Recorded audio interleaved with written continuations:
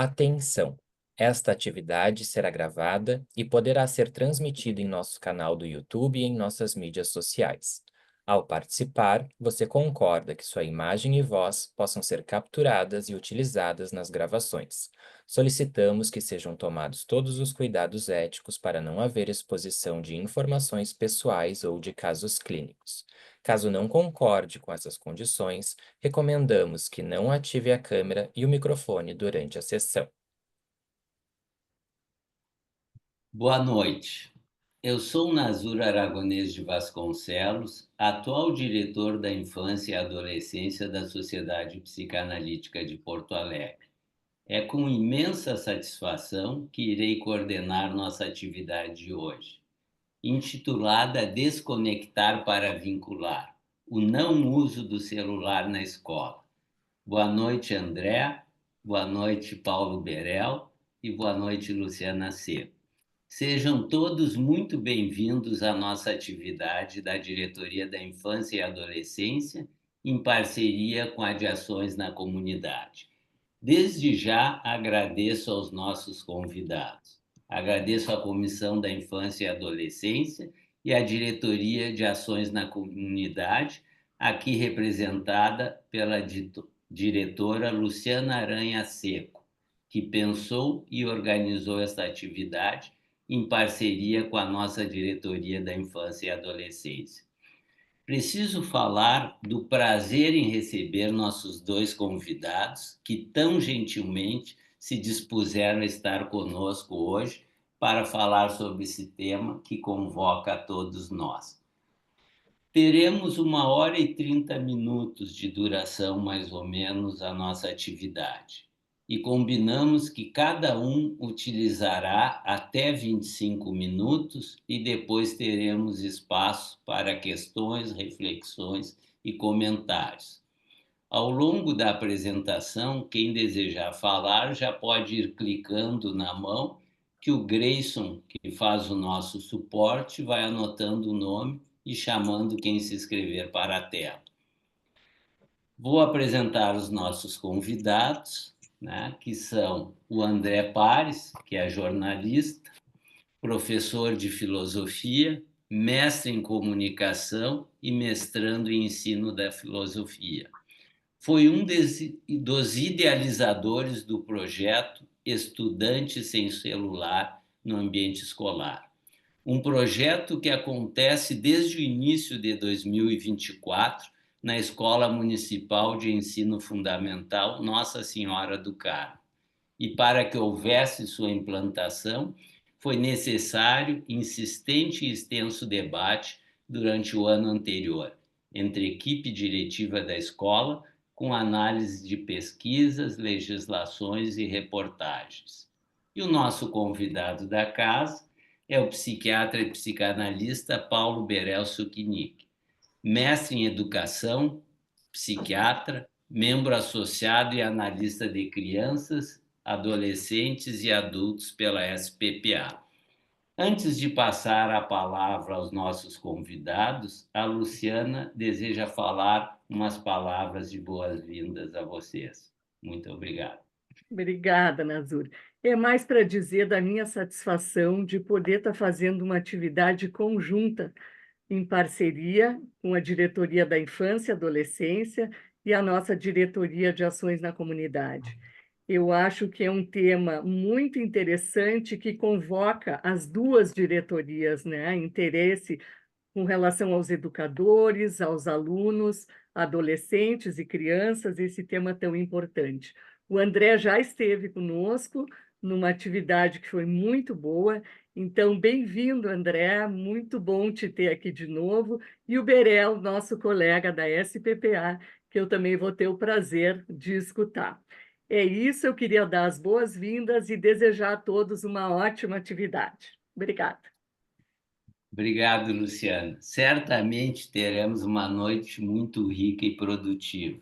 Então, agora eu passo a palavra ao professor André para ouvirmos e aprendermos com toda a sua experiência. Obrigado, André. Obrigado, Nazur, pelas palavras, pelo convite. Boa noite a quem está aqui agora ao vivo, boa noite também a quem, porventura, verá a gravação em algum momento, posteriormente. Eu quero fazer primeiro também esses agradecimentos a esse mais gentil convite da Sociedade Psicanalítica de Porto Alegre, SPPA. O convite foi através da amiga, acho que posso chamar assim, né, porque viemos trabalhando conjuntamente, especificamente a Suzana Fortes, que faz parte de um grupo que a gente tem de parceria da sociedade com algumas escolas, também a Luciana, né, coordenando essa diretoria, e é um convite que reforça o nosso vínculo, então, eu vou mencionar em seguida, desse trabalho conjunto muito importante para nós, da escola pública. Também agradeço, né, ambas as diretorias, a Sociedade Psicanalítica tem uma organização muito robusta nesse sentido, de diretorias, de trabalhos específicos, né, que em algum momento se tornam conjuntos como agora, então agradeço na pessoa do Nazur, que está aqui mediando a mesa, e estou muito contente também em estar acompanhado na mesa pelo Paulo Berel, estou ansioso para poder escutá-lo, até porque estou num ambiente que eu admiro muito, que é o ambiente da saúde mental, especialmente no âmbito, né, das psicos. Eu fiz algumas anotações, porque eu acho que esse assunto é amplo, ele toca muitos campos sociais, então vou tentar seguir nesses minutos, tentando deixar claro mais ou menos o que eu acho que me cabe, que é fazer um pequeno resumo do processo que foi chegar até um convencimento do não uso do celular no ambiente escolar, numa escola municipal de ensino fundamental da rede municipal de Porto Alegre, que atende regiões de periferia. A Nossa Senhora do Carmo, escola onde eu atuo, atualmente ela fica na Restinga, né, uma região que a gente considera ainda de periferia, embora seja quase um município separado de Porto Alegre. Eu acho que é um tema que seria consenso, né? Ele é importante, ele é candente, ele é profundo, e me parece que é, sobretudo, um tema no campo se eu posso chamar de saúde social. A gente está mergulhado nesse tipo de uso, o que não é novo para nós, porque as invenções, as tecnologias, o que a humanidade é capaz de produzir, sempre traz algo, né, que modifica a sociedade. Então a gente está vivendo mais um momento desse, que é o aparelho celular. Certamente viveremos outros muito em seguida. Já vivemos o tempo de encarar o que é a nossa relação com a inteligência artificial, e assim vivemos consecutivamente. Então, me parece que é, né, da saúde da sociedade que a gente está falando, o uso do aparelho celular. Para entrar, então, em como podemos lidar com isso, né, esse grupo de professoras e professores, que é o que somos na escola pública, eu gostaria de salientar aqui na rede pública de educação de Porto Alegre, que é onde eu atuo, uma frase que me parece que nos caracteriza muito bem, é que somos nós por nós mesmos. Eu vou acabar usando o "e", gente, mas não é por força de polêmica, tá? É por incluir "a" dentro do "o". Eu acho que uma vez que a gente pensa isso, né, que historicamente, tem que incluir o "a", e a gente sabe que palavra é poder e que a violência contra a mulher aumenta a cada dia, me parece que uma vez que a gente pensa isso, a gente não consegue mais dizer só o "o", né? Aí, para não ficar dizendo mesmas e mesmos, eu adoto o "e", mas repito sem polêmica, tá? Então, na escola pública, nós por nós, tá? E também não quero entrar em polêmica político-partidária em relação à gestão pública, mas a vida cotidiana na escola nos obriga a gente se dar conta disso. Se não formos nós que fizermos as coisas, tomarmos as decisões e tomarmos a frente, as coisas não serão feitas e a gente se deteriora na lida diária com pessoas, que é o âmago da nossa profissão na educação. Ao dizer isso, eu quero dizer que quem implanta esse projeto, quem debate, quem traz ele à tona, são professores que estão atuando nessa escola. Eu me dou o direito também, né, se vocês me permitem, ao dizer isso, lembrar, e aqui vai um lembrete, né, não por força da minha formação jornalística, mas acho que é importante também, ao estar num lugar como esse, né, ser convidado para estar num lugar como esse, lembrar que essas professoras e professores, neste momento, nessa terça-feira e amanhã, na quarta-feira, estão num momento de greve muito importante, porque as condições de trabalho na educação pública elas são cada dia mais precárias.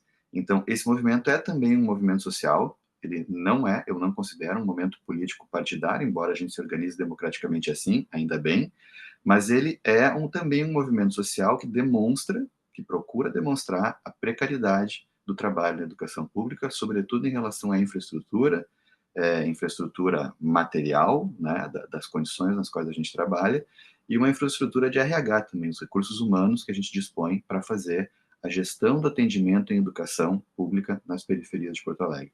Por que eu digo isso? Porque é desde esse lugar que a gente arregimenta forças para criar e bancar projetos como esse, né, do não uso do celular na sala de aula. É sobre uma série de dificuldades diárias que a gente, além de atender, além de manter o atendimento da infraestrutura de uma escola, a nossa é de mais ou menos 900 estudantes, o que não é fácil, porque é a administração de um condomínio, a gente ainda precisa ficar criando novidades como esse projeto, desde essa situação precária. Então, estamos em tentativa de negociação com a atual gestão, para que essas condições de trabalho sejam enxergadas pela sociedade e melhorem, sobretudo com o apoio social também.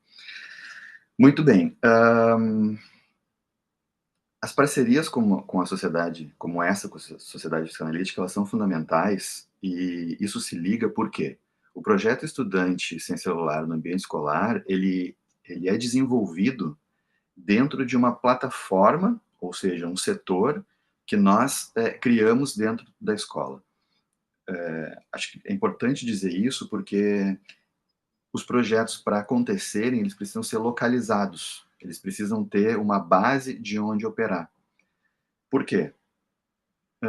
Os concursos para a Prefeitura de Porto Alegre são para professor e professora. Nós não temos concurso para direção, nós não temos concurso para supervisão pedagógica, nós não temos concurso para orientação educacional. Então, a operação da escola é feita por professores, que até o ano passado, a direção era eleita, né, para isso. Um dos motivos da greve é que a atual gestão retirou a eleição democrática, né? Agora, se eliminar, permanecer, é por indicação que se faz a gestão da escola. Então, nós precisamos organizar o trabalho escolar para conseguir com que as nossas ideias, advindas das dificuldades diárias que a gente observa, identifica e precisa enfrentar na escola, precisa ter um campo seguro onde atuar. É impossível os professores darem aula na sua carga de 40 horas e ainda fazerem coisas além disso. É impossível trabalhar numa orientação escolar, um SOI da escola, que está permanentemente atendendo problemas de estudantes e famílias, e ainda fazer alguma coisa além disso. Então, nós criamos um projeto também na escola, chamado Seprovida, que é Serviço de Promoção da Vida, para que, a partir das dificuldades, dos problemas de atendimentos recorrentes que a gente identifica no SOI da escola, nós temos um setor que vai propor projetos a partir da identificação dessas dificuldades. Escrevemos o projeto e ele ganhou força a partir dos encontros quinzenais com um grupo da Sociedade Psicanalítica. Então, a cada 15 dias, a gente se encontra uma hora de reunião, e ali a gente fala das dificuldades, em encontro com outras escolas, e consegue, então, organizar, promover, fazer algumas costuras de alguns projetos. O Seprovida aconteceu nesse espaço, muito rico, e vejam bem, de 15 em 15 dias, uma hora. Por que eu estou frisando isso? Porque se não é um lugar como esse, um novo setor, porque a gente conquistou junto à Secretaria Municipal de Educação 40 horas semanais para esse setor. O que significa isso? Que nós temos 40 horas na semana para alguém ficar neste setor de produção e manutenção de projetos. Projetos com perenidade, com visibilidade, para que eles aconteçam. Qual é a diferença? Nós não temos mais só, nas escolas que ganharam essas 40 horas que são 3, nós não temos mais só uma intervenção, uma palestra sobre os perigos do uso do celular. Era isso que a gente queria enfrentar também. A partir das dificuldades que a gente percebe na escola, não fazer intervenções pontuais, que são muito importantes, mas são passageiras. Então, o projeto Estudantes em Celular no Ambiente Escolar, ele consegue ter durabilidade digamos, um enfrentamento diário que o faz permanecer, porque temos uma base de onde operar na escola. Eu só retorno, então, para fazer o fecho desse primeiro ponto. Nós, por nós mesmos, identificamos isso, escrevemos o projeto, criamos o projeto, numa parceria fundamental com um ente da sociedade civil importante, como é a Sociedade Psicanalítica. Tivemos ouvido, tivemos reconhecimento, tivemos um olhar para que isso era importante, um olhar sensível, de pessoas que estão preocupadas também com isso. Ali prolifera, ali é um lugar de troca de ideias, ali é um lugar de consolidação de ideias, de entendimento de ideias, e a gente então tem força, junto com outras escolas que também estão nesse encontro, para conquistar 40 horas e fazer acontecer projetos como esse. Acho que isso é fundamental, e é muito importante falar aqui, dar nome às pessoas que garantem com que coisas como essa aconteçam. Temos vários outros projetos dentro do Seprovida, né, Luciana? Em hora oportuna, a gente conversa isso corriqueiramente. Em hora oportuna, a gente pode falar mais sobre. Andréa, Diga. só para te dizer que eu acho importante, como tu falasse, importante em dar nomes, é o grupo Roda Viva, da Isso. SPPA, coordenado pela Flávia Maltz e pela Magali Weinstein. Isso, obrigado. Eu não queria errar os nomes, porque né, são muitas colegas da Sociedade Psicanalítica, então te agradeço, Luciana. E também vale dizer que essa parceria com a SMED, né, com a Secretaria Municipal, ela tem muitos anos, né, se não me engano, vai para 20 anos, durante muitos anos fazendo rodas de conversa da Sociedade Psicanalítica em algumas escolas da rede, e há 2 anos a gente ampliou um pouco, né, foram daí escolas de ensino fundamental, com altos índices de violência, como era a nossa, para justamente pensar projetos como esse. Bem, entrando no projeto, então, Estudantes Sem Celular no Ambiente Escolar, eu vou narrar resumidamente, né, como é que a gente chega nele, e depois, se der tempo, o que eu acho que ele significa também, só alguns apontamentos. Em 2023, a gente assumiu a direção da escola, eu estava como vice-diretor, e a Lisiane, minha colega, professora de matemática, que eu espero que esteja aqui, porque devemos muito a ela a possibilidade desses projetos, né, da efetivação desses projetos, como esse, ela é como diretora, né, como pessoa, uma fiadora das ideias que a ela chegam, então ela é garantidora disso. A gente tinha uma série de projetos, né, junto com a equipe pedagógica. Vale dizer também que a equipe pedagógica é formada por professores colegas que a direção eleita, quando ainda era eleita, convida para ocupar os espaços de organização da escola, supervisão pedagógica, orientação, secretaria, coordenação de turno. Então forma-se ali um grupo de 12, 10, 15 pessoas que são a equipe pedagógica da escola, convidada pela equipe, pela direção, né? Seria meio que ou o ministério ou o parlamento, uma coisa meio misturada, né? Ou seja, a gente leva as ideias, então, para esse pessoal, que é essa equipe, a gente tem reuniões semanais, e ali a coisa prolifera ou não. Não há necessariamente um consenso entre essas pessoas, geralmente não, então a gente tem que ganhar as ideias ali também. Foi isso que aconteceu. Em 2023, a gente levou como direção, começou a levar essa ideia do enfrentamento do uso do celular por crianças e adolescentes na escola. E por quê? Depois, se a Lise quiser, ela pode me desmentir ou me ajudar nos detalhes. Mas, se eu não me engano, e o que mais me tem ainda, assim, que me toca, era a nossa preocupação com a nossa classe, com a classe de professores e professores, completamente adoecida. Um dado que o Seprovida colheu também era que, não me lembro se era nesse ano, talvez, 22 ou 23, a gente tinha um espaço curtíssimo de tempo, menos de um semestre, dos nossos 60 professores, 56 tinham saído em licença médica. Então, é alarmante o tamanho da doença de professores na escola, principalmente na escola pública. Então, isso sempre nos tocou demais, até porque nós também adoecemos.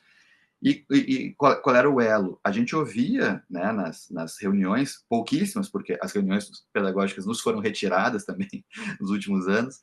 Então, conselhos de classe, por exemplo, né, quando a gente passou a não ter reunião, os professores conseguiam conversar só no conselho de classe. E a questão do celular, do uso do celular por estudantes, era algo que tocava muito os colegas, que impossibilitava o trabalho.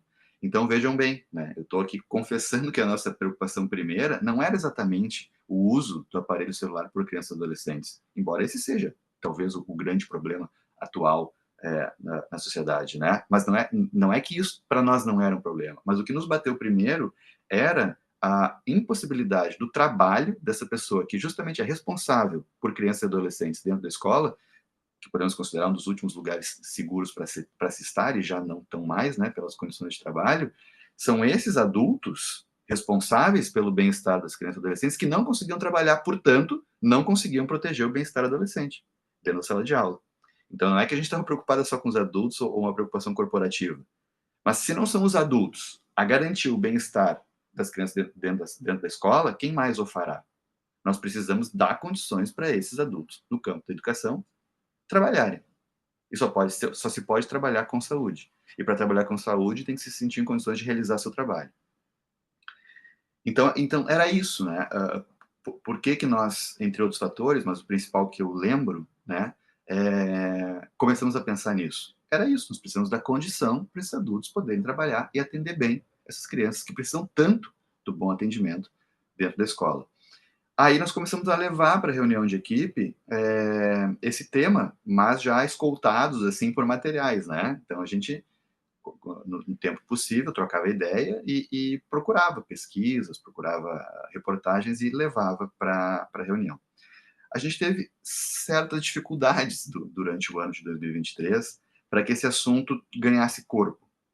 E a minha impressão é que, olhando agora retroativamente, né, as dificuldades que a gente ficava no início um pouco isolado. Se tiver mais alguém aqui da equipe daquele tempo, né, que são ainda mais ou menos as mesmas pessoas, pode ter outra leitura também, mas a nossa sensação é que a gente não conseguia fazer a pauta progredir.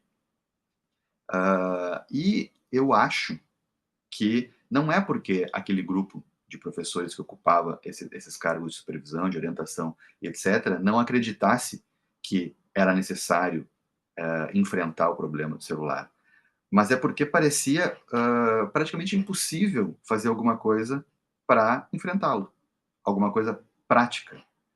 Porque ali a gente estaria tratando de uma demanda material e uma demanda de responsabilidade pelo que vale um celular na mão de uma pessoa, né? Hoje é a coisa quase mais preciosa que a pessoa tem. Como é que a gente vai fazer isso?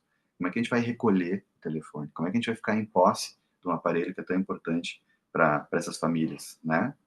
Relembrando que a gente atua numa região de periferia, né? Onde as condições de possuir algo são bem difíceis, né? Pelo nosso histórico de desigualdade social brasileira. Então, a gente levava isso nas reuniões e não conseguia progredir com o assunto. Tem um ponto, tem duas coisas que se cruzam, assim, aqui, eu acho, nesse processo de convencimento. O primeiro talvez a gente tivesse que ser mais claro que era uma questão de saúde. Porque lá no fim do ano, foi isso que, se eu lembro bem, acabou convencendo também a nossa insistência, mas quando o assunto foi para a questão de saúde, a gente acabou tendo uma entrada, assim, um entendimento. Talvez a gente tivesse que ter dito isso antes, né? Mas por algum motivo não entramos no campo, né, de que estávamos falando sobre saúde. Então, assim, as alternativas materiais, né, onde a gente ficou, assim, brecado, era como é que a gente vai fazer isso? A gente vai passar uma caixa? Aí ficava naquela questão de... Alguns achavam que isso era responsabilidade do professor, recolher os telefones, e nós justamente, né, dizíamos que mais uma atribuição para essa pessoa doente dentro da sala era impossível, a gente obrigá-las a fazer isso. Aí a gente começou nas alternativas muito... Hoje, pensando, é quase banal o que a gente estava falando, mas se não é uma caixa, é um armário, é um armarinho dentro da sala. Se não é um armarinho dentro da sala, porque com quem ia ficar essa chave? Vai ficar com o professor? Nós não queremos atribuir mais responsabilidade do professor. Vai ficar com alguém de nós que vai passar em todas as salas e chavear o armário? E aí as crianças e adolescentes vão ter que, ao entrar na sala, colocar... Vejam que eram questões muito corriqueiras, mas que na organização da escola são fundamentais. Cada segundo de desorganização, de dúvida, de atribuição de responsabilidades na escola, ela pode, né, atrapalhar, desvirtuar ali muito tempo na condução e na organização das crianças. Então, a gente ficou bastante tempo nisso. Se era armário fora da sala, o que também, e outra coisa corriqueira, mas só quem está lá dentro entende, é como é que nós faríamos isso? Nós não temos verba para comprar armário. Nem a escola não tem essa verba para comprar armário para colocar dentro da sala. Não temos verba para colocar armários nos corredores, né? Como tem nos melhores filmes hollywoodianos, os armarinhos dos estudantes nos corredores. Não há essa possibilidade. A gente precisava enfrentar isso de uma maneira mais prática, mais inteligente, mais rápida e evitando na melhor medida do possível, os riscos de responsabilidade. Porque nós não podíamos nos atribuir mais uma, que era o acidente, a perda de um aparelho desse. Né? A gente não podia entrar nesse campo de possibilidade. Bom, então foi isso. A gente trazia o tema nas reuniões com nossos colegas de equipe diretiva e a gente não conseguia progredir. No fim do ano de 2023, se eu não me engano, quando alguém falou, nós falamos que era uma questão de saúde, o pessoal estava mais sensibilizado, a gente conseguiu aprovar em equipe, e aí rapidamente estabelecemos um protocolo, né, tentando seguir um caminho democrático. Bom, a equipe então já parece que está de acordo, vamos levar para as outras instâncias. Quais seriam?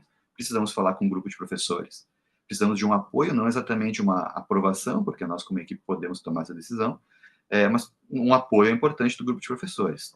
Precisaríamos conversar com a comunidade, né, que as famílias.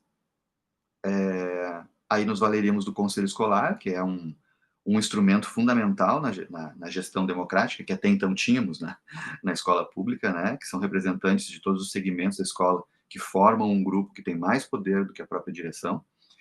Precisávamos nos valer do conselho escolar para fazer a assembleia com a comunidade, precisávamos falar com as crianças. Para nossa surpresa ou não, essas instâncias passaram tranquilamente. Era como se o grupo de professores estivesse esperando por isso. Tinha-se no ar, tinha-se um miasma ali, um espírito do tempo de que isso precisava ser feito. Então, passamos no grupo de professores. Isso foi importante porque quando voltamos para a reunião de equipe na semana seguinte, era quase uma chancela. Através do conselho escolar se organizou, então, essa assembleia. A receptividade das famílias foi no mesmo sentido, não houve maiores problemas. Era meio que como se a comunidade também estivesse esperando por algo assim. E se passou, no início do ano letivo de 24, se passou nas salas de aula para ir conversando com as turmas, explicando, né, como é que seria, o que iria acontecer. E aí eu pulo já para o primeiro dia em que se deu, então, a entrada na escola sem o telefone. A equipe preparou um modelo de o telefone ficar guardado. Então, se eu não me engano, se fez pastas com o nome assim das e dos estudantes, né, pensando que viria um volume grande, teria que ter um lugar já reservado para colocar os nomes, onde é que a gente ia guardar isso, num lugar seguro e tal. E, para surpresa, vieram pouquíssimos aparelhos. Né? O que eu lembro que foi uma surpresa. No fim, hoje, a gente tem uma caixa de papelão com envelopes que a gente mesmo faz de papel e entra ali o telefone fica no envelope, a gente coloca o nome e a turma, né, ou do dono, guarda depois que acaba a entrada, né, a gente guarda no armário, e a gente tem uma média de 3, 2, quando muito a gente tem 5 telefones que são entregues na entrada. E agora, quanto tempo tem, Luciano? Porque eu já vou para o fim. Mais 1 minuto. Tá, então vou dar 2 tópicos finais. Mais ou menos. Conclusão. Ao entendermos, né, que a média de celulares entregues é isso, a gente acredita que pode concluir que o aparelho celular e o que ele oferece não é uma necessidade vital.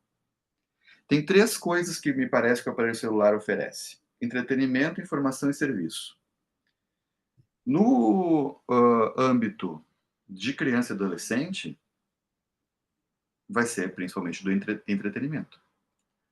Até porque a gente observa, né, um pouco, assim, eu agora dou uma oficina de comunicação e cinema, e a gente percebe que os adolescentes não leem notícias, não vão para portais de notícias na internet, não é comum, né? Então, assim, o entretenimento é a brincadeira, né? no caso de crianças e adolescentes, é a brincadeira, é o entretenimento, é o jogo. Qual é o problema? Que num aparelho celular não tem o filtro, né? E a diferença numa brincadeira não tecnológica, que é no pátio, lidando com o brinquedo, lidando com as intempéries do tempo, com o outro, né? Naquela alteridade ali, as coisas acontecem no campo da realidade. E a imaginação está trabalhando no campo do ilimitado. O problema do entretenimento, me parece, aí eu já estou adentrando no campo do Paulo, é que no entretenimento tecnológico, todas as possibilidades já estão dadas, já foram pensadas por alguém e são entregues pelo tal do algoritmo. Então, a imaginação é mais ou menos ceifada.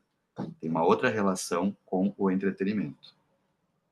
Isso é uma coisa. A outra e aí eu vou encerrar com isso, no campo das ciências da comunicação, há uma área de estudo, e aí eu estou já saindo só do entretenimento, indo também talvez para a informação, né? Que é aquilo que se acessa no celular, talvez os adolescentes um pouco mais. Então, no campo da comunicação, a gente tem uma área de estudo que trata sobre a mediatização. E uma área de estudos, né, trabalha com a ideia de mediatização como processo interacional de referência. O que seria isso? Durante um tempo, o processo de interação que foi referência para nós foi a fala. Então, a sociedade se organizava dando ênfase à fala. Num outro tempo, foi a escrita. A sociedade se organiza com a interação principal sendo a escrita. Aquilo que tem ênfase naquele momento é a escrita. A aposta dessa teoria é que estamos vivendo um tempo em que o processo fundamental de interação entre nós é a mediatização. É um pouco confuso porque a gente sabe o que é fala, a gente sabe o que é escrita, mas a gente não sabe exatamente o que é mediatização porque é muito difuso. Nós temos muitos instrumentos midiáticos.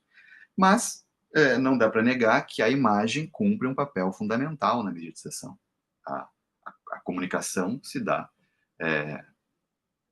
sobretudo hoje, por imagens. E aí eu acabo com o Barthes, Roland Barthes, né, ensaísta francês, que trabalhou muito questões de fotografia, né, tem algumas obras sobre a fotografia, dizendo que o status que a imagem ganha na transição do pictórico para o fotográfico é de um registro do isto é ou isto foi. É uma representação supostamente fidedigna, aquilo que a pintura não era.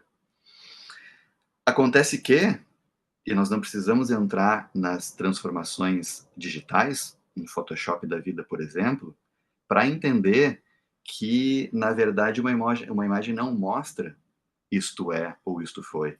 Uma imagem mostra que isto é o ponto de vista de quem produziu a imagem. Então, aí nós temos, talvez, né, a pista de um problema a ser enfrentado. Que realidade é essa que aparece através desses instrumentos?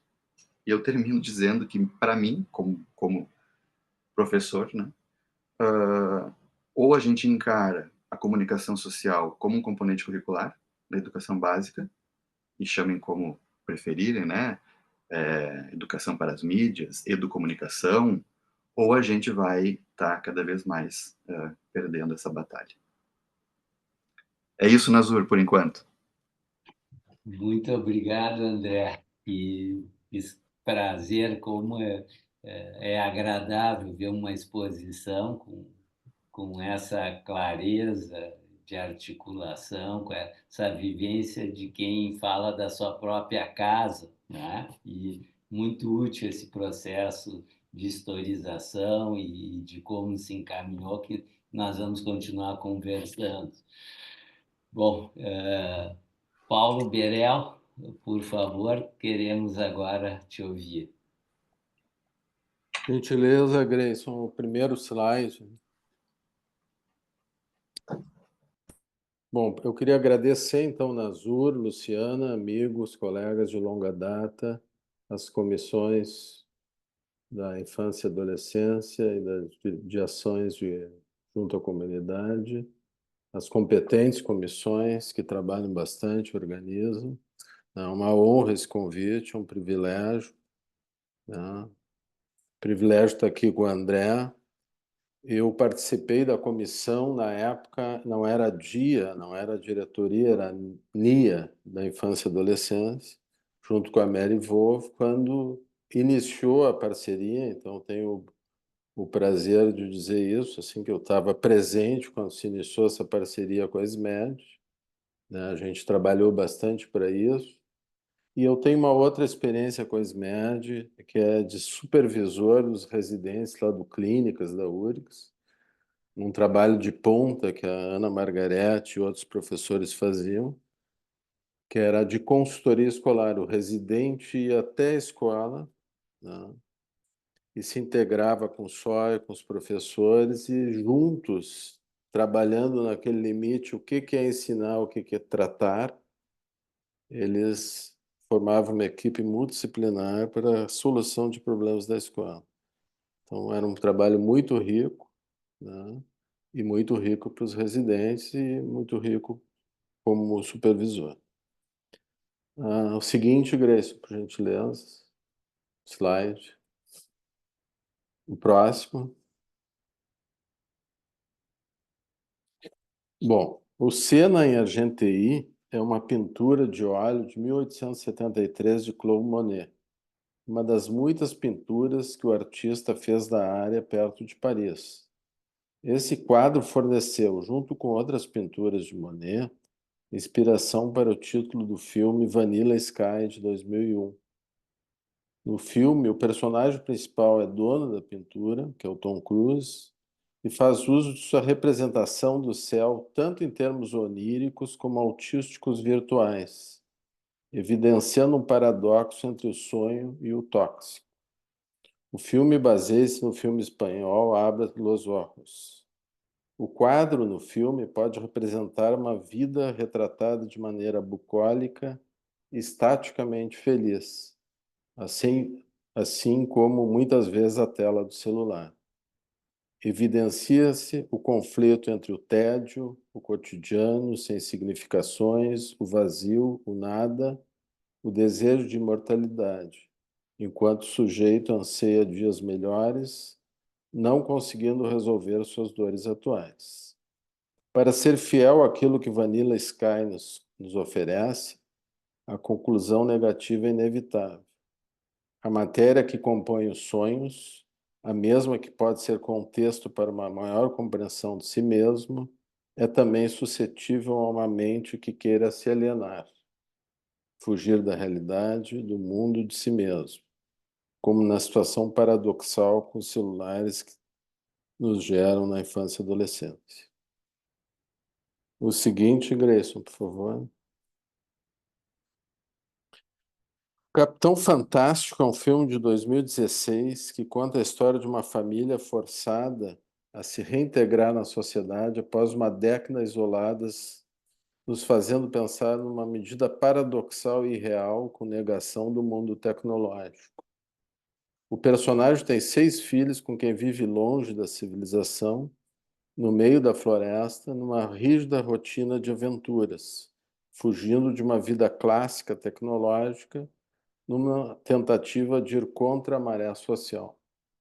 As crianças lutam, escalam, leem obras clássicas, debatem, caçam e praticam duros exercícios, tendo a autossuficiência sempre como palavra de ordem, colocando um contraponto algo forçado a uma sociedade tecnológica.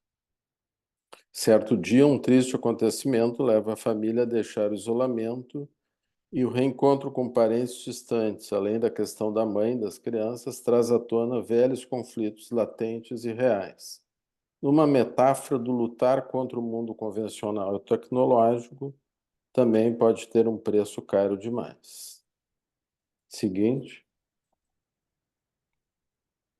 Bom, eu não vou me entrar muito no adolescência, vai ter uma atividade do dia, né, na semana que vem, mas foi inevitável também associar com tudo que essa minissérie nos fez pensar e ainda nos gerando impactos, né?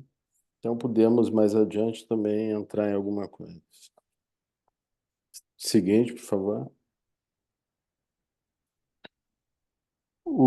Esse quadro de 1944, o quadro do pintor Lucian Freud, que é o The Painter's Room, né, o quarto do pintor, ele é neto do Freud, gera um primeiro impacto, uma zebra de listas vermelhas a ser elaborada mentalmente pelo espectador, dentro do quarto do pintor. O surrealismo, um movimento que surgiu no início do século XX, enfatizou a mente inconsciente e o mundo dos sonhos.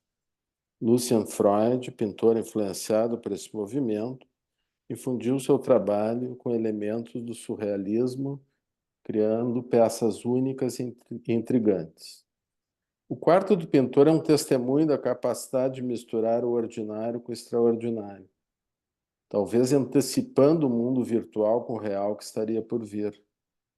A inclusão de uma zebra no quarto pintor é simbólica e pensativa.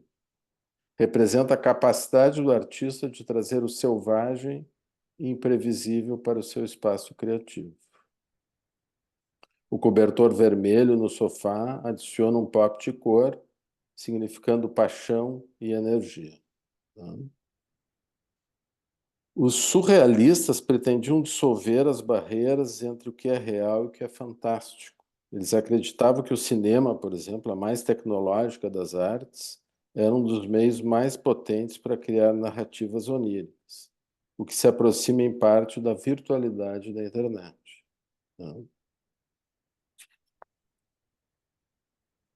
Sabemos agora que tem uma zebra virtual no quarto do adolescente e mesmo na escola.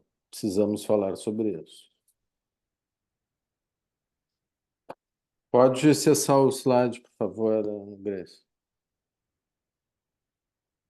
O artigo de 2024, a dependência digital, como o celular está influenciando o comportamento dos estudantes, apresentou resultados que indicam que 72% dos alunos utilizam o celular por mais de 4 horas diárias, o que afeta diretamente sua concentração em sala de aula e seu rendimento escolar.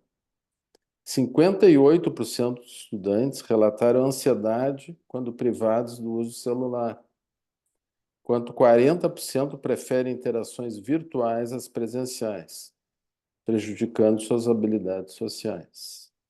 A pesquisa conclui que é essencial promover um uso mais consciente das tecnologias no ambiente escolar, para evitar os impactos negativos associados à dependência digital, corroborando várias outras pesquisas sobre esse tema.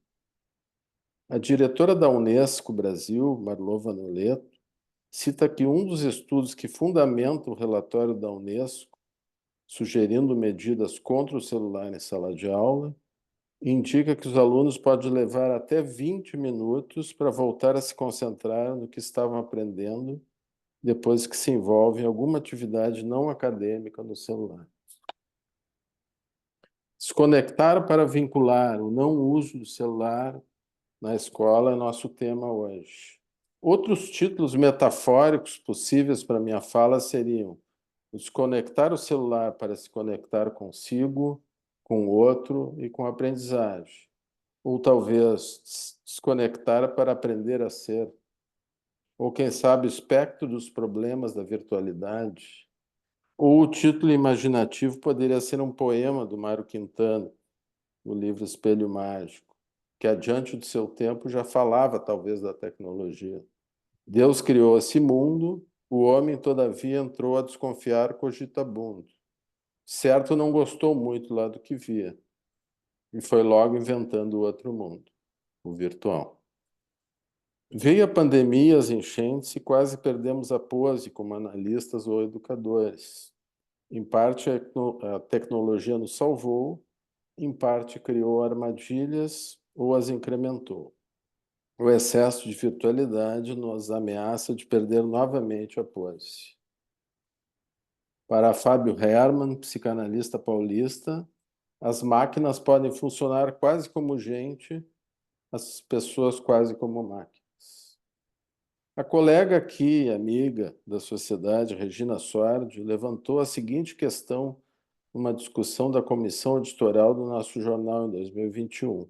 Na época relativa à pandemia, mas que também vale para a questão do excesso de virtualidade, que não há muito espaço para pensar nos fenômenos contemporâneos, pois estamos atravessados por uma realidade que se apresenta em nossa clínica e fora dela. Trata-se do fenômeno de mundos superpostos, como colocam Puget e Wender, em que analistas e pacientes, assim como professores e alunos, convivem com um fora comum e planetário e que está todo o tempo decidindo por nós. Para o filósofo George Agamben, o contemporâneo não é só quem, percebendo a sombra do presente, apreende sua luz invendável. É também quem, dividindo e interpolando o tempo, está em condições de transformá-lo e colocá-lo em relação com os outros tempos. Ler nele a história de maneira inédita, encontrar-se com ela segundo uma necessidade que não vem absolutamente de seu arbítrio, mas de uma exigência a qual ele não pode deixar de responder. Tarefa árdua, mas necessária para professores, educadores, agentes de saúde mental, psicólogos, pediatras, psiquiatras, psicanalistas, etc. Mais do que nunca, necessitamos da abordagem multidisciplinar. Segundo Bolognini, psicanalista italiano, hoje em dia o mais simples vislumbre de qualquer coisa que tenha um toque de superego tende a ser rejeitado ou evitado, não apenas como perigoso e assustador, mas também como inaceitável e ofensivo para o próprio senso de soberania narcisista. Igualmente excluídos do jogo intrapsíquico individual estão os componentes sãos e necessários do superego, aqueles com uma função nutritiva e protetora. Para que fique claro, o fato dos pais impedirem um filho pequeno de enfiar os dedos na tomada não é um ataque despótico e repressivo do aprendizagem, mas partilhar da experiência e da criatividade. Da mesma forma, proteger os adolescentes do alcoolismo, do abuso de substâncias, não indica repressão. A questão do não uso do celular e da relação com a internet, jogos e virtualidade segue exatamente a mesma lógica. Proteção amorosa. Aceitar a dependência formativa de alguém que sabe mais do que nós não é uma humilhação infantil, mas uma oportunidade preciosa para nossos alunos. Vivemos tempos de déficit de regulação, preservação narcisista de ilusões onipotentes e autonomismo anti-objetal, além de um encurtamento claramente detectável da duração e das funções do período de latência através de uma exposição prematura e insistente de estímulos excitatórios facilmente providos pela internet. Tanto nossa tarefa como educadores, como de psicanalistas de crianças e adolescentes, é de oferecer um acolhimento suportável aos alunos e pacientes encharcados de virtualidade. Para Bolognini, a sensação de onipotência induzida pela internet, além de da maravilhosa utilidade, engana os sujeitos, fazendo-os acreditar que pode prescindir do objeto real. Conforme bem resumido por Gabbard e Crisp, a cultura online alimentou uma forma particular de desejo narcisista e pode contornar as complicações da mutualidade nas relações da vida real e gratificar o espectador sem ter que pensar nas necessidades ou desejos dos outros. Dessa forma, o uso ininterrupto e agora paroxístico de celulares acostumou os indivíduos a uma experiência de não separação, uma espécie de ausência da ausência de objeto. Tanto no setting analítico como na escola, o analista e o educador são uma anomalia a esses regimes relacionais e, portanto, configuram-se como objetos perigosos para os sistemas defensivos habituais de muitos pacientes ou alunos. Trabalhamos como analistas e também como professores no limite da construção de espírito, Mergulhamos no medo dos pacientes e alunos de não ser, no medo de crescer e de não crescer. A análise busca nos analisandos e jovens sua música, suas imagens, seu choro. Sua genitalidade deve ser recebida ou nascida. Seu canto, sua dor, sua tirania devem ser investigadas e exploradas. Suas possibilidades não vividas devem ser sonhadas. Suas falsas soluções e sua vontade de mudar de ideia devem ser acolhidas, assim como seu corpo desconectado de sua mente, sua solidão. Devemos seguir sempre tratando seu flerte com a vida. Nessa busca de trajetos, nessa busca de sentidos, a análise caminha na construção do espírito, na busca pela liberdade do paciente e do aluno. Onde há medo, onde há o estranho, deve nascer o choro da criança. A busca da palavra honesta e a sinceridade profissional que lida com o universo infanto-juvenil são fundamentais e podem permitir uma saída para a sublimação contra o virtual que pode escravizar. Penso que o celular pode ter falsamente criado um ambiente surreal na mente de alguns alunos, como se estivessem vivendo para dentro do aparelho numa transferência vazia, afastando-se do uso lúdico, criativo e operativo. Se o Bion, um importante teórico psicanalista britânico, fala da necessidade de um aparelho para pensar os pensamentos, saliento aqui os riscos de um aparelho para deixar as cabeças ocas, mas não para todos. É necessário encontrar a fronteira entre o uso sublimatório do celular e seu uso ruminativo a serviço da compulsão-repetição, onde a confusão entre o real e o virtual é intrigante e preocupante, borrando a discriminação e trazendo a representação coisa e a representação palavra, todo o tempo à flor da pele, numa espécie de plano-sequência inconsciente veloz.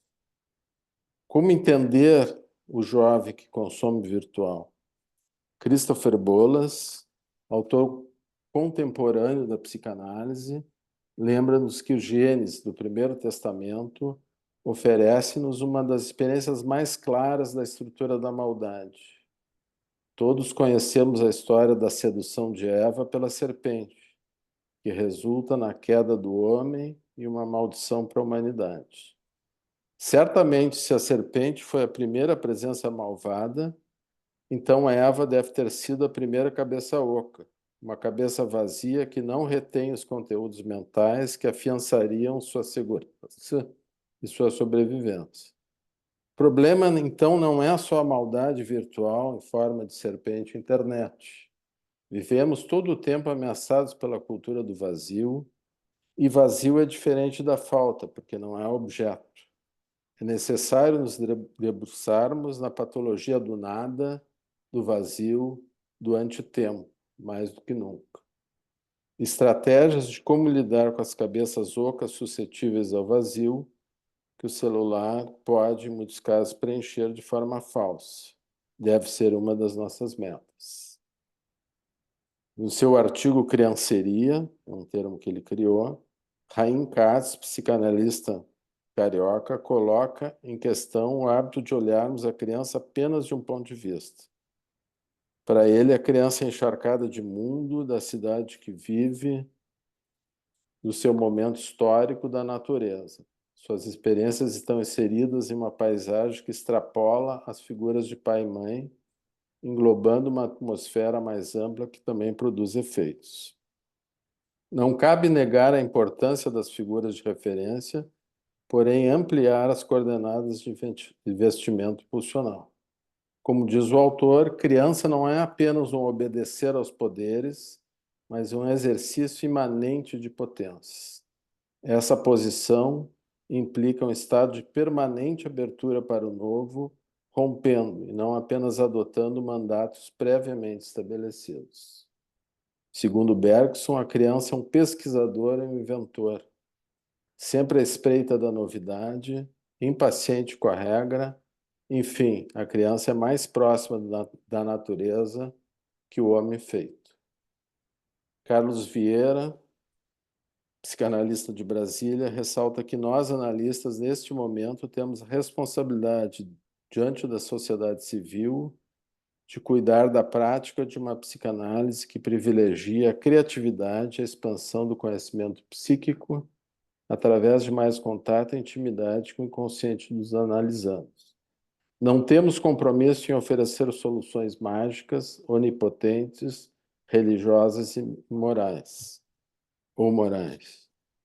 mas em expandir o conhecimento de realidade psíquica para que possamos lidar de modo mais criativo com nossos conflitos e criar arranjos de maior liberdade interna, enganarmos menos, tolerar nossa loucura pessoal, tirando proveito dela para um convívio menos sofrido dentro de nós mesmos nas relações interpessoais. O pediatra Daniel Becker, notório combatente do uso nocivo do celular na infância e adolescência, sustenta que teremos problemas no início com a nova lei, mas depois os alunos vão se acostumar com as mudanças e superar a síndrome de abstinência. Mas vão retornar à vida lúdica real, à vida de verdade, ele afirma. Os depoimentos dos professores são encantadores, segundo ele. De qualquer forma, ele e todos seguem com a preocupação com os riscos e a proteção para os jovens na internet, com os perigos dos grupos perversos de WhatsApp, por exemplo, frequentado por adultos misturados com os menores. Ele, como vários profissionais, defende o uso somente após os 14 anos, né, de idade, que não se deveria dar um celular antes dos 14 anos por um jovem. Isso porque o uso excessivo de celulares e outros dispositivos eletrônicos podem prejudicar o desenvolvimento do córtex pré-frontal, ainda em formação na puberdade, uma região do cérebro que controla a atenção, os impulsos, a tomada de decisões e o julgamento. O uso de celulares e redes sociais pode criar um ciclo de recompensa que estimula o uso contínuo dos aplicativos, que podem levar a um comportamento mais compulsivo, com a necessidade de verificar o telefone o tempo todo, por exemplo.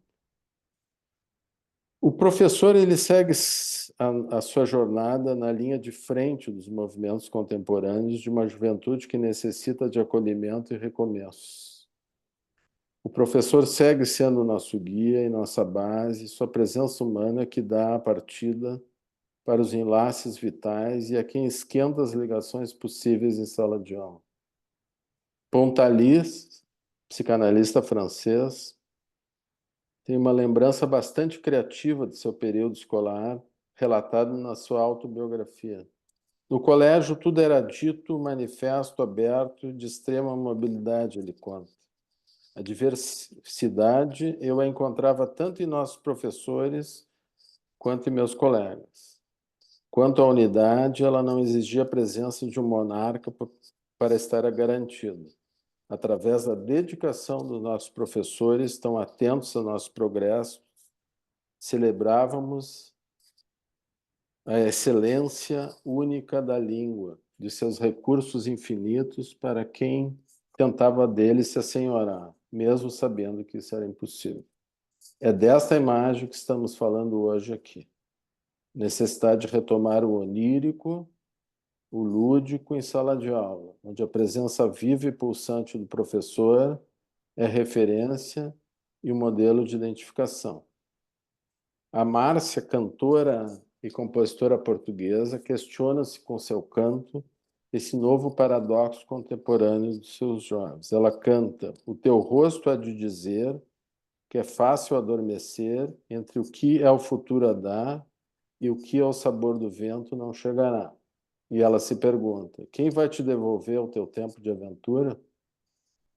O professor e a escola podem nos devolver o tempo de aventura na sua fundamental tarefa de fazer nascer uma linguagem, uma língua desconhecida no aluno.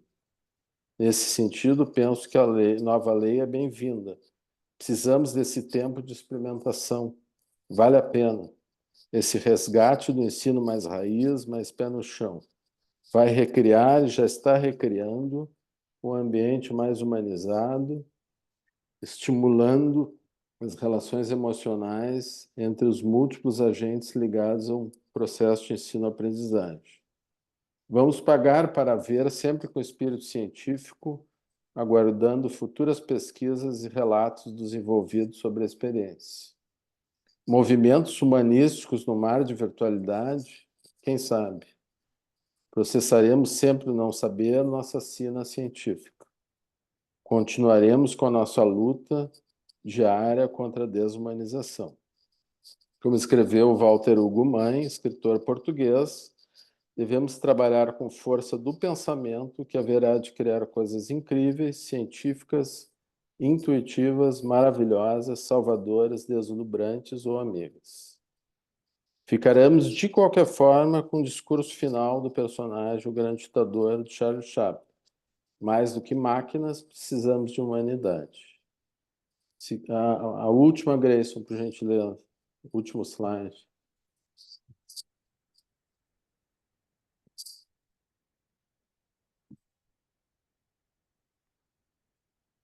Essa é uma tela também do Lucian Freud, né? Paisagem com pássaros. E aí eu associo com essa fala aqui do Rubem Alves. Escolas que são asas não amam pássaros engaiolados. O que elas amam são pássaros em voo.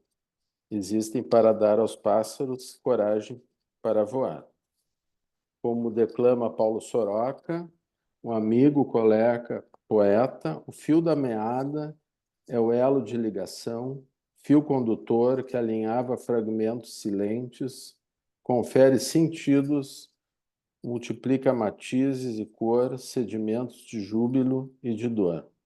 A história das gerações que habita entre linhas, que pulsa com vigor, é o produto da constância e mutação, seja como for.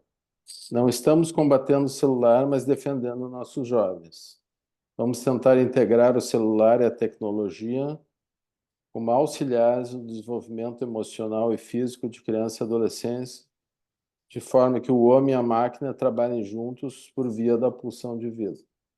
Lembrando sempre o que o grande escritor gaúcho Érico Veríssimo escreveu. Quando os ventos da mudança sopram, umas pessoas levantam barreiras, outras constroem moinhos de vento. Obrigado. Muito obrigado, Berel. Muito obrigado.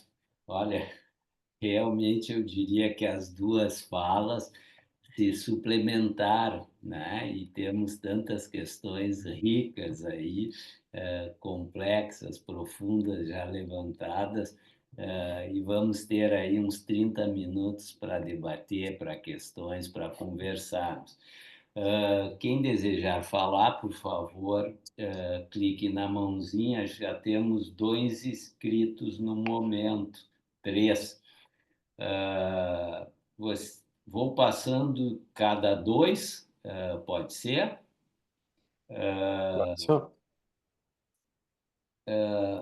Temos a Kátia Wagner Radk e a Luciana Seco. Grayson, quem sabe, passa os 2 para a tela.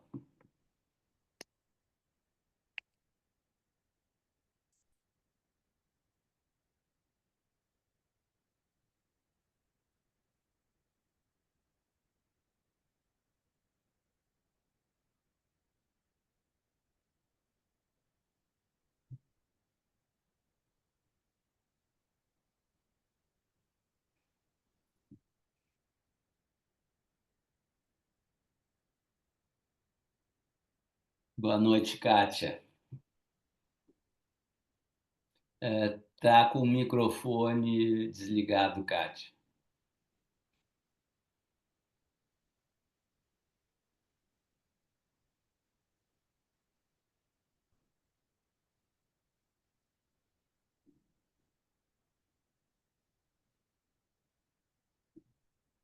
Deu? Me escutam? Agora sim, Kátia. Então, Boa noite. tá. Boa noite. Bom, primeiro eu quero dizer assim, que show de noite vocês nos oportunizaram. Que beleza Eu estou absolutamente encantada, né? Eu quero agradecer ao Berel e ao André Pares, né? E pelas ideias complementares e excelentes. Eu gostei muito, Berel, da tua ideia de proteção amorosa e que foi claramente exemplificada pelo Pares quando ele fala no rápido aceite das famílias em relação ao não levar o celular para as aulas. E queria te dizer, André, que eu fiquei muito feliz da gente poder ter um professor que representa o cuidado e a preocupação com as nossas crianças e nossos jovens, né? Isso é um alento. Mas eu queria ouvir você sobre algo que me inquieta muito. Queria que vocês me ajudassem a pensar o que vocês acham, em que brecha emocional e cultural que vocês pensam que os celulares entraram. Não como tecnologia, no sentido amplo, que tem todo o seu lado positivo, mas no uso aditivo de simulacro que todos têm feito, inclusive nós adultos. Então, essa cultura que recebeu todo esse aspecto aditivo que os nossos jovens e crianças aderiram rapidamente, é que eu queria ouvir um pouco vocês. Obrigada.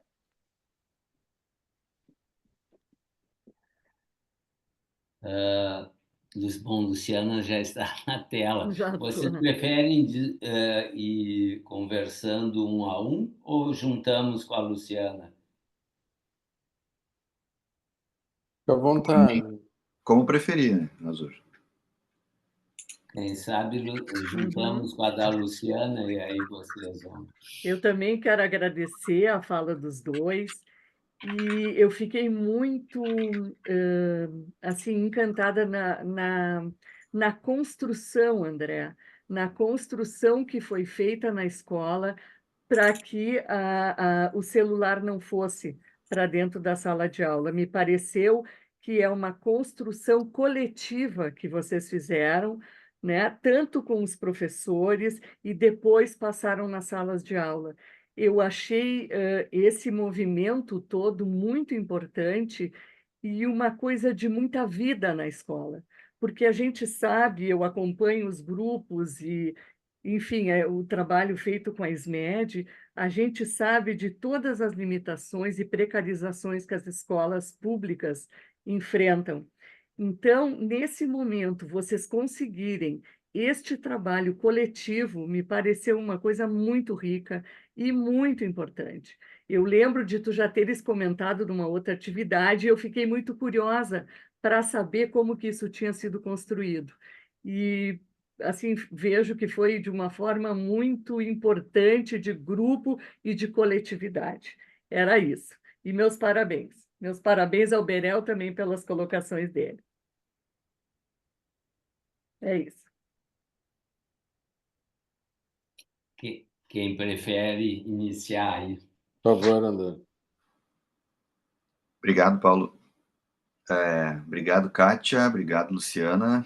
São questões fundamentais que vocês colocam. Vamos tentar resumir e chegar em alguns conceitos-chave, assim. A primeira pergunta acho que é fundamental, da Kátia, né?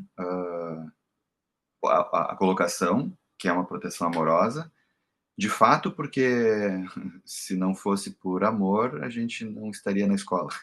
Embora eu costumo dizer, usar uma frase do José Pacheco, o Paulo mencionou o Rubem Alves, né? Quando o Rubem Alves conheceu a experiência da Ponte, da Escola da Ponte em Portugal, com o José Pacheco, ele ficou muito emocionado, né? Porque era a escola que ele imaginava, a escola que quebrou paredes, derrubou as paredes da sala de aula, né? Eu também gostaria, mas ainda não consegui.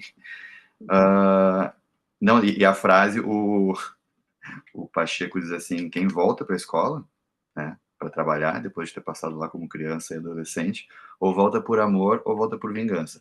Eu acabei de dizer que sem ter amor não se está na escola, mas a minha volta foi por vingança, porque para mim, como criança e adolescente, a escola foi muito ruim. Ela foi uma prisão e uma total falta de estímulo às minhas potencialidades. Eu fui descobrir depois de não ser mais criança. A escola não convidava para a gente desenvolver potencialidades. E eu acabei voltando para a escola para, de alguma maneira, trabalhar na construção de possibilidades, de estímulos às potencialidades das pessoas. Então, em que brecha emocional, sobretudo, né? Cultural, trabalhando numa escola de periferia, a gente sabe, e isso nos assola, que cotidianamente a cultura não chega lá, né? A exclusão não é só econômica, a exclusão é de excesso. Então, um dos trabalhos mais árduos que a gente tem é conseguir fazer essa ponte, que a gente não consegue. O mundo é maior, o mundo tem muitas possibilidades que não chegam lá. Então, a nossa luta, né, não que essas pessoas não tenham horizontes abertos, até porque as suas experiências de vida são fartas, duras e complicadas. Mas a gente precisa, como responsabilidade de professor e professora, mostrar, né, oferecer e estar ali como abertura para infinitas possibilidades. A gente, nessa gestão, nas 2 últimas gestões da qual eu participei, a gente criou um slogan, um lema, o que quer que seja, que são 3 palavras: escuta, cuidado e reconhecimento. E a nossa ideia é conseguir trabalhar isso constantemente, diariamente, com todas as pessoas que ocupam, que estão no espaço escolar. É preciso escutar, é preciso cuidar e, sobretudo, é preciso reconhecer. Talvez a brecha seja essa, né? O mundo que a gente organizou para essas crianças não faz nenhuma dessas 3 coisas com elas. Quais são os lugares que podem fazer? Outros que não os dá a suposta realidade, onde a gente está operando e investindo nosso tempo em outras coisas, em organizações, ordens, preenchimento de formulários, regras. E aí a gente não se escuta, não escuta os outros, as outras, e não escuta quem mais precisa ser escutado, que são pessoas em formação. Então, acho que é isso. Tô apostando aqui, né, ao vivo contigo, com vocês. Mas tem uma coisa a mais, né? A curiosidade da criança e do adolescente, esse lugar de 1000 possibilidades, naturalmente vai chamá-los, assim como qualquer outro lugar, né, de possibilidades vai chamar, o que a gente tem é o celular agora. Consegui organizar isso, Kátia. Te agradeço a pergunta e nos fazer pensar sobre isso. Enquanto a Luciana, né? Sim, Luciana, a gente já conversou sobre isso. Eu estava preocupado em não me tornar repetitivo aqui, né? Falando essas coisas. Eu quis apostar na narrativa porque a gente se sente muito solitário na escola pública e na escola de periferia. E o que se faz ali dentro, sobretudo as dificuldades que a gente tem, a sensação que nós temos é que praticamente mais ninguém as conhece. Então, quando a gente tem a oportunidade, a gente quer falar sobre elas. E eu acho que, e eu fiz essa narrativa também, o Paulo lembrou da lei, né, o fim da exposição dele fala da lei, porque eu acho que a escola foi minimamente de vanguarda em relação a isso, porque a lei é de fevereiro de 2025, e a lei não se operacionalizará sozinha, a lei não se fará cumprir por ela, terão que ter pessoas que encarem a lei, né, matem no peito essa lei e façam ela valer. A gente sabe de muitas escolas do município que estão tendo enormes dificuldades quando resolveram encarar a lei. Então, é uma questão de iniciativa ali. E não tem como não ser coletivo, né? A gente se organiza na gestão democrática da escola unicamente pela coletividade. Senão a gente não consegue construir. Senão as coisas ficam muito frágeis. Então, é quase uma necessidade a gente operar na coletividade dentro da escola. O que não é fácil. É preciso construir, assim como nós ficamos um ano construindo a questão desse projeto, né? E sobre a vida na escola, que tu mencionou, eu procurei aqui e encerro com isso, o evento que a gente fez do Ceprovida junto com a Sociedade Psicanalítica e a Universidade Federal, ano passado, lá na URGS, o título era Primeiro Seminário Ceprovida, e era uma pergunta: onde está a vida na escola? E tinha uma possibilidade de resposta ainda no título, né? Transformar o cotidiano escolar em oportunidades, que é justamente isso. A gente ficar nos cuidando, nos policiando para que as nossas intervenções dentro da escola sejam permanentemente ou mais das vezes ações de estímulo. E aí eu encerro dizendo que o Paulo mencionou na ansiedade, da checagem a cada momento do celular e tal, depois, se der tempo, eu quero falar de uma pesquisa sobre isso, mas a gente tenta organizar a escola oferecendo várias outras possibilidades, estímulos de ocupação da sua criatividade, da sua energia e do seu tempo. Por exemplo, o nosso recreio, ele é todo organizado com escalas de uso dos espaços, os recreios são separados para os maiores não se misturarem com os menores, então a gente precisa estar oferecendo possibilidades de preenchimento dessa energia e dessa curiosidade dessas pessoas em formação. o que eu diria que a gente acredita que isso está enriquecendo da maneira que a gente pode a experiência de vida ali dentro. Obrigada, André. E então, só complementar, Kátia e Luciana, né? A proteção amorosa é a chave, né? E tem toda essa questão ainda de se discutir o que é proteção amorosa, o que não é, né? A escola continua sendo a segunda casa, é algo bem standard que a gente está falando, mas funcionam como pais e mães, né, que podem acolher e que estão ali para olhar. Isso tem que ser resgatado, essa parte humanística do professor. O professor é um modelo de identificação, é referência, né? Ele que vai poder combater ao vivo o celular. E não esquecendo o tripé de Freud, né? Constituição, vivências infantis e ambiente, né? O celular entraria, então, como uma ameaça ambiental, mas se tiver um pouco mais de base, assim, né, a criança e o adolescente, ele está um pouquinho menos suscetível ao celular, mas continua sendo uma armadilha o celular, né?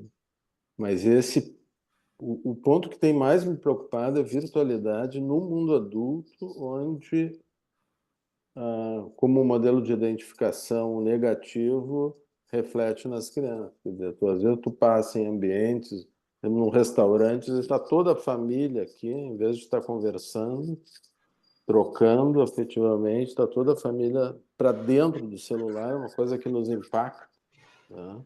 Então, isso também a gente gostaria de ouvir de vocês, mas isso também, o mundo adulto, ele está encharcado de virtualidade, né? E é uma armadilha todo o tempo, né? Porque a gente precisa do celular para trabalhar, mas daqui a pouco passou 20 minutos, tu tá no celular, não sabe nem o que que houve, né? Então é uma serpente. Então tem vários pontos, essa questão da virtualidade, ela abre muito. Obrigado, Biel. Temos Obrigada. mais 2 inscritos, Grayson. O Emílio, por favor, passa para a tela, e depois Emílio, eu.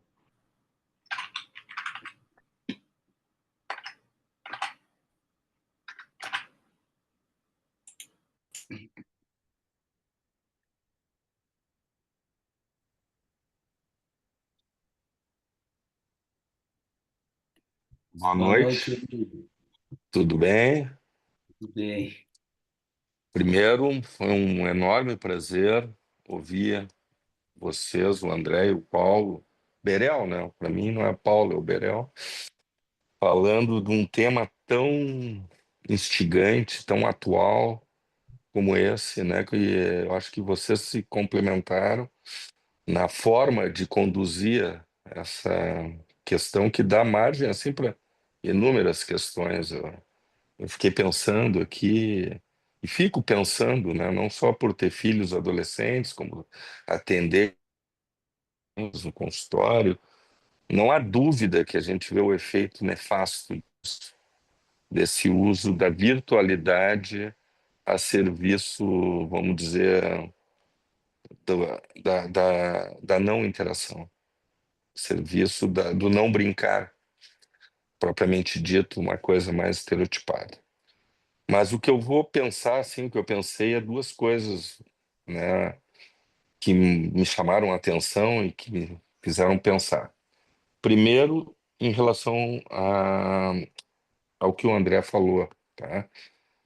Me chamou muito a atenção, André, além da tua coragem de estar ali atendendo uma escola municipal de violência, assim, né, de um bairro violento, e da coragem de estar insistindo e enfrentando essas questões. Hoje mesmo, não sei se vocês ficaram sabendo, uma professora foi esfaqueada em Caxias do Sul por 2 adolescentes, um de 13 um de 15 anos, e o motivo foi totalmente torpe, nem foi a professora, a escola chamou a mãe de um dos alunos lá para a respeito do comportamento desse aluno, e eles armaram, foi uma coisa premeditada, e esfaquearam a professora. Então, essa questão da violência, né, em todas as escolas, não só públicas, mas talvez um pouco mais em zonas de maior risco, né, como exige do professor uma coragem para a questão, principalmente da aplicação das leis, tão necessárias e tão assim importantes para uma criança e para um adolescente. A lei, que nem o Paulo Berel, ela protege, ela não afasta, ela protege, né, desde que seja bem aplicada e que tenha junto com isso o afeto, né, não só a lei dura, mas uma lei afetiva. A minha irmã foi diretora da Araguaia, aquela escola municipal aqui que tem na Zona Sul, e ela era uma pessoa assim também, que nem eu acho que eu senti o André, muito assim idealista, muito motivada, e eu acho que isso faz toda a diferença. Ter um diretor, um vice-diretor, um professor que acredita nisso, que acredita e vai em frente. Então, até fiquei pensando que tu, Paris, assim, tu que nem o Paris lá que enfrentou e queria a Helena, ele foi lá, buscou, raptou a Helena, deu guerra de não quis nem saber. Depois enfrentou o Menelau, que era mais forte que ele, mas ele foi lá, né? Ele queria muito uma coisa e ele enfrentou. Acho legal a tua coragem.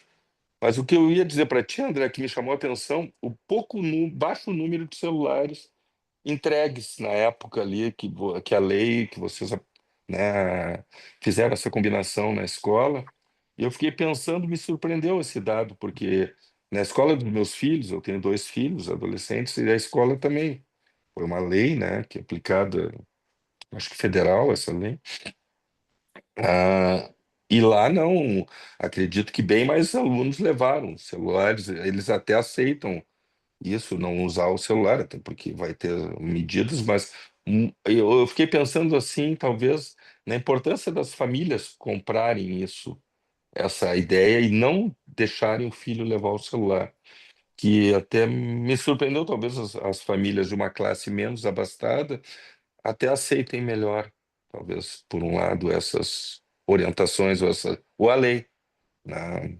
Fiquei pensando se não é mais difícil até em escolas privadas a implementação disso. E depois o que eu pensei daí com o que o Paulo falou, que eu acho que é o seguinte, eu acho que é o Jonathan Haidt, né? Eu não sei se foi esse que tu falou, eu não peguei bem falando, Berel, que é o psicólogo esse de Harvard. Não sei se tu falou dele, Berel. Eu vi que tu falou Não. de não usar tela até os 14, não é o Jonathan Haidt. Mas ele fala justamente disso, né? De orientação de o celular só depois dos 12 ou 14 e a rede social só depois dos 16. Então, todos os malefícios que isso traz, e a gente está sabendo disso, né? O filme Esse Adolescer é uma prova da influência do cyberbullying e de como pode ser nefasto.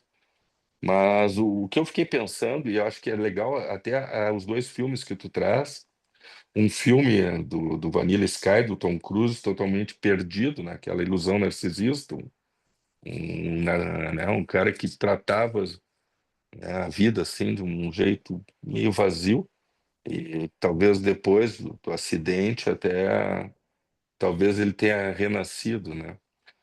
E do Capitão Fantástico, porque eu acho que a minha pergunta é a seguinte, até para refletir com vocês. Hoje em dia a gente sabe do mal que o celular em excesso traz, tá? Então, talvez um desestímulo, que nem essa proposta do Jonathan Hyde, de não dar o celular antes dos 14 anos. E já teve pais no consultório que me falaram sobre isso. Mas a questão toda que eu acho que é difícil, e por isso eu acho que a tua ideia do Capitão Fantástico introduz o que eu quero falar, que a gente não tem pesquisa também, a gente já tem pesquisa do mal que faz o celular e a rede social, já sabe isso, já é um dado de pesquisa, né? Já sabe, inclusive, acho que vai entrar no DSM-5 ou 6 um diagnóstico disso. Mas o que a gente não sabe é o efeito também de não dar o celular aos 14, né? Quando toda a turma está usando o celular para grupos de WhatsApp, para se comunicarem desse jeito. Então é uma coisa super delicada, porque tu deixar o celular causa esse monte de problema que a gente está vendo, mas tu não dá o celular, também ele fica meio que um ET, meio que fora, deslocado do resto do grupo que está todo ele usando o celular para se comunicar e para combinar as coisas. A ideia.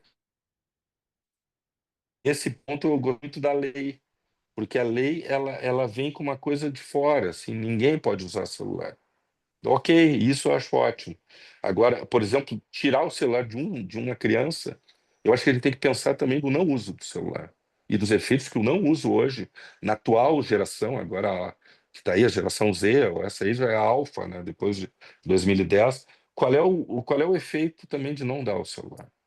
Então, eu queria ouvir vocês a respeito dessa questão, então, da implementação da lei com essas questões de violência forte que a gente está vendo, e do não uso do celular e como fazer para a gente poder retirar ou tirar um pouco, como fazer essa transição que a gente está vendo que está nefasta, mas como fazer para retirar de uma forma que também não possa criar problemas de isolamento para a criança ou para o adolescente que não usa o celular nos dias de hoje. Obrigado, Emílio. Muito boa a colocação. Enfim, vou falar também o que me ocorreu, né, para que vocês possam aí respondendo as duas juntas, né? Me chamou a atenção também, né, foi assinalado e apareceu nas duas falas a questão do amor e a questão do vínculo, né, o amor como proteção. E todo o processo, né, como já foi falado lá na escola do André, ele partiu do vínculo e da conversa, das conversas, da roda de conversa, e a direção da escola, né, diretor, vice-diretor, assumindo um papel de autoridade no sentido de autoria, né, não de autoritarismo, de poder levar adiante e comprar essa ideia, o que me pareceu muito interessante. E aí, a minha pergunta é o seguinte: se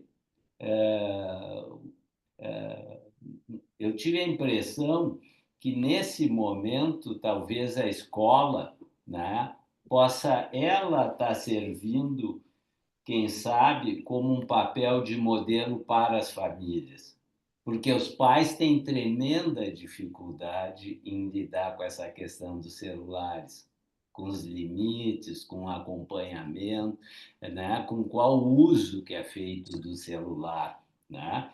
E me lembrei, né, do nosso próximo palestrante do simpósio, o Sérgio Tisserron, que ele diz, ele recomenda como hábito das famílias a deixarem seus celulares 1 hora antes, todos, de irem para a cama, em alguma outra peça da casa que não o quarto, a cozinha, a sala, mas que todos têm um lugar, né, para deixar seus celulares associado a todo o processo de insônia que a gente percebe numa geração de adolescentes e de adultos que levam seus celulares para a cama. Claro que é toda uma questão complexa aí, né? Mas queria ouvir vocês um pouco sobre isso. E também eu imagino que as escolas que implementaram esse processo mais pelo decreto que veio do governo, talvez tenham tido mais dificuldades do que essa escola que construiu, que teve um protagonismo na implementação desse processo. E eu concordo com o Berel, a gente já percebeu em alguns adolescentes que a gente indaga, que tem ali sintomas de TDAH, o quanto eles trazem já algum benefício. Mas, como nós temos já uma outra pessoa para falar, eu vou sugerir que o Grayson traga ela para a tela, que é a Magali Weiss, nós estamos chegando perto do nosso horário, e aí é possível ela falar e vocês sabem responder a nós três. É possível? Claro. Então, por favor, Grayson.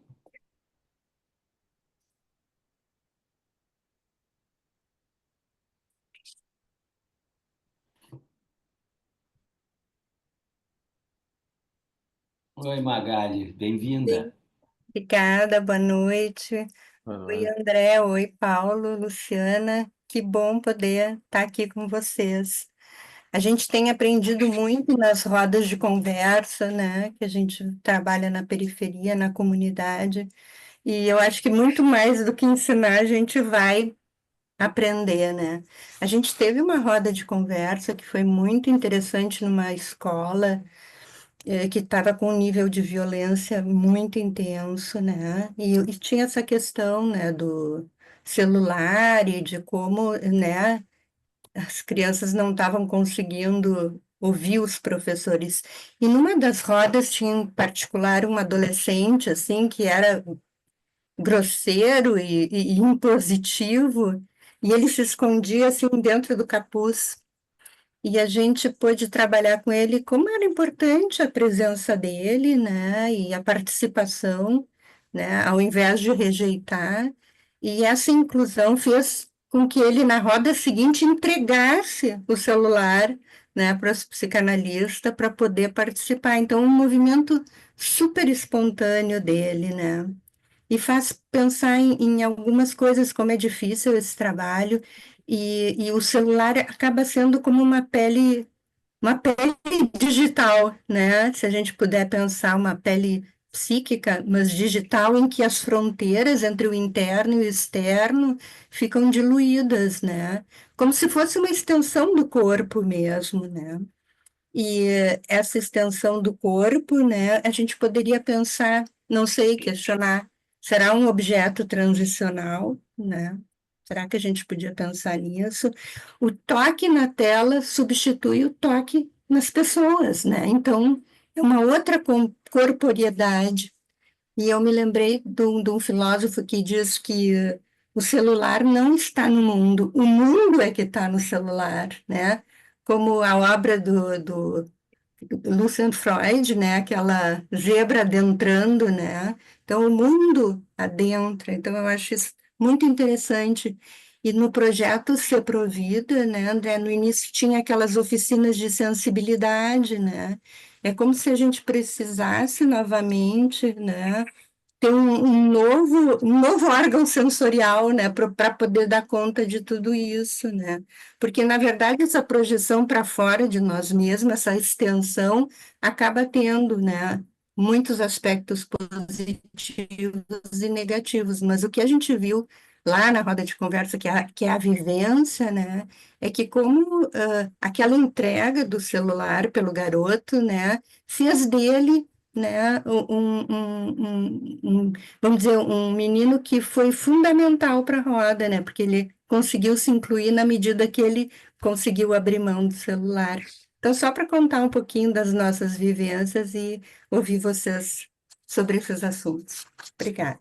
Obrigado, Magali. Eu, aqui na situação difícil, também vou ter que colocar um determinado tempo a nossa tela, a nossa conversa, que ainda que estejamos bem vinculados, né?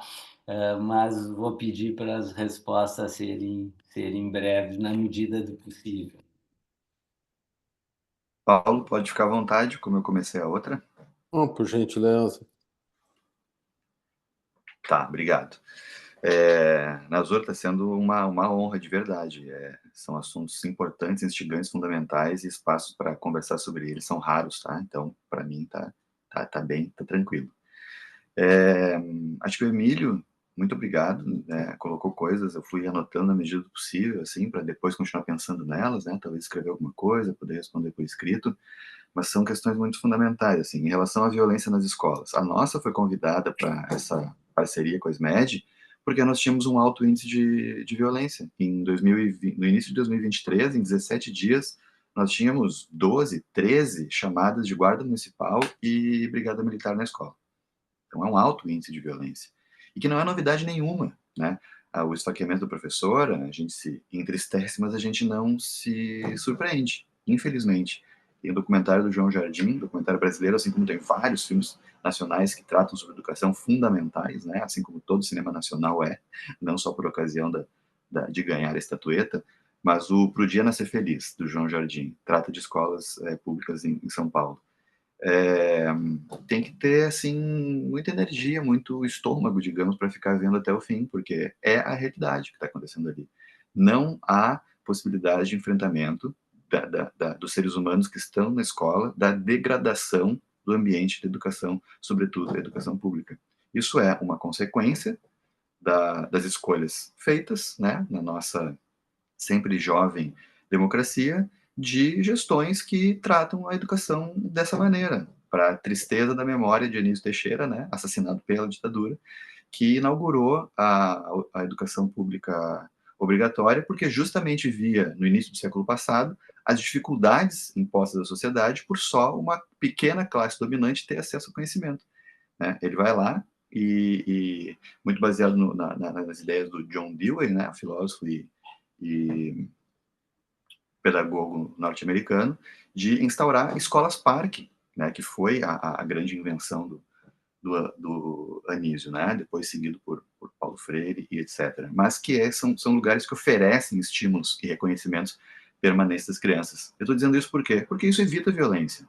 Gente, onde não há diálogo, há violência, nem que o diálogo seja consigo mesmo, com a sua própria autoridade. É preciso esses espaços de convivência sadios que são as escolas. Mas do abandono em que nós estamos, o abandono consecutivo, o abandono diário, nós não conseguimos enfrentar a violência sozinhos. Tá? Então, esse dado que é óbvio, me parece que é sempre fundamental que se diga. Eu agradeço muito, me emociono inclusive com a questão da coragem, Emílio. Agora, eu preciso estender a minhas e meus colegas, né? A minha diretora Elisiane, a equipe que mais vagarosamente, mais rápido para uma coisa ou para outra, faz as coisas acontecerem coletivamente, porque sozinhos nós só adoecemos. Então é preciso, né, dar a credencial, né, para essas pessoas que ainda estão lá e também acreditando todos os dias, com episódios que são inenarráveis, né? Quem sabe um dia a gente possa falar sobre tudo que acontece diariamente na escola. Eu acho que o baixo índice de entrega de celulares tem a ver com a gente ter construído, sim, uma relação interessante com a comunidade, que também é construída no dia a dia, mas também tem a ver, provavelmente, com o contexto em que a gente está. Provavelmente, em escolas particulares, né? Eu já trabalhei em algumas das mais caras de Porto Alegre, então são experiências bem diferentes, mas talvez a gente tenha nas escolas privadas sujeitos com uma tendência a serem mais sujeitos de direitos do que sujeitos de deveres. Então, a gente provavelmente teria mais dificuldades. Nazur, a escola servindo como papel de modelo para as famílias? Sim, acho que esse é fundamental, quero me centrar nisso que tu falou. A escola precisa ser uma criadora de tendências. A escola precisa se aventurar nessas novidades, porque se ela não faz isso, ela é uma operadora das tendências impostas pela sociedade. A gente sabe muito bem quem é que dita as regras na sociedade. E se a gente ficar operando o que a sociedade tem estipulado, a gente afunda, né? Sobretudo na educação emancipatória, que é o que a gente precisa fazer. A gente precisa trabalhar com autonomia. Aí eu já vou chegando no comentário do que a Magali falou, porque de heteronomia nós estamos cheios demais. Nós precisamos do estímulo da autonomia. Uma educação que não é emancipatória, faça com que o sonho do oprimido seja ser opressor. Precisamos combater isso diariamente. E a Magali, acho que é isso, né? O que esse menino fez ao entregar o celular, ao tirar capuz, foi responder a um estímulo à autonomia. Haviam pessoas ali que estavam ou escutando, ou cuidando, e eu reconhecendo. Não é milagre, né? Não é passe mágica, mas é uma fonte de acesso. Se nós temos energia na escola para fazer isso, e nós não temos, né? Se nós tivéssemos, a gente conseguiria isso mais rápido, com mais facilidade. Operar no auxílio, no acompanhamento das formações autônomas dessas pessoas. Isso é trabalhar com ética, né? Isso é no campo da filosofia, o campo da ética, que é a filosofia da ação. Mas só para lembrar, não existe mais filosofia na rede municipal de ensino. Na última reforma curricular de 2020, a filosofia numa sobrevida existe na rede municipal depois de uma barra na disciplina de ensino religioso. E não há conteúdo de filosofia, há conteúdo de ensino religioso. Como não há professores de ensino religioso, quem ocupa esse lugar são professores de filosofia, mas que não têm conteúdo de filosofia para dar. E outra coisa para terminar agora, o Seprovida, que é onde isso acontece, Magali, está com os dias contados. É bem possível que em um mês nós percamos essas horas. Eu estou por ti, Nazur, pelo horário, né? Os colegas levantaram inúmeras questões que, obviamente, não têm respostas fáceis, né? Eu acho que seria uma nova rodada aí de discussões, né? O que fazer com as famílias e as famílias já virtuais, né? O efeito de não dar o celular, como o Emílio colocou, né? É muito complicado, concordo. Quer dizer, não tem uma solução fácil. O celular é um objeto transicional ou não, ou é um falso objeto transicional, um objeto concreto, né? Um objeto que anula o espaço entre o interno e o externo, quem sabe, né? Mediador, né? É. E a nossa briga eterna, né, do André, nossa, aqui na psicanálise, é contra a desumanização. Então, acho que o celular é um dos instrumentos que pode ser usado para humanizar ou desumanizar, conforme o lado do gatilho, né? Muito obrigado, Berel. Muito obrigado. E realmente nós temos muitas questões e vamos continuar conversando sobre esse tema, né? E antes de encerrarmos, de fazer o encerramento, eu gostaria de convidar a todos para a nossa atividade da semana que vem, na quarta-feira, que o Grayson está projetando aí. Vamos falar sobre adolescência, dia 9 de abril, online, às 20h30. Vai estar conosco o psicanalista Rogério Levi, que há bastante tempo, há muitos anos, escreve, publica e estuda esse tema. Então, vamos aproveitar essa série e tudo que ela enseja aí para nós. E eu encerro agradecendo a todos vocês, né, aos nossos convidados. Não sei se o Paulo e o André querem falar alguma última palavra, né? Mas eu diria que eu agradeço pela excelente noite de fertilização cruzada. Eu acho que saímos todos fertilizados aqui com essa nossa roda de conversa. Nazur, Luciana, Paulo, todas as pessoas que estão aqui, eu só tenho a agradecer e reforçar que a parceria da educação pública, de educação básica, ensino fundamental com vocês, ela é fundamental. É nessas parcerias que a gente ganha sobrevida, que a gente ganha fôlego, que a gente vê que não estamos sozinhas e sozinhos. Então, agradeço muito e longa vida à nossa parceria e esse trabalho de excelência de vocês. Eu acho que aqui nos dá um alento, uma saída, um norte, né? Quer dizer, tratar um assunto desses com pulsão de vida e com vontade e com envolvimento afetivo já é uma esperança, né? Sim, eu lembro do que o Emílio trouxe, né, de coragem. Então, eu lembro que a palavra coragem vem da etimologia do latim cor, de coração, ou seja, é com amor. Pessoal, boa noite para Boa todos vocês. noite. Muito Obrigado. obrigado.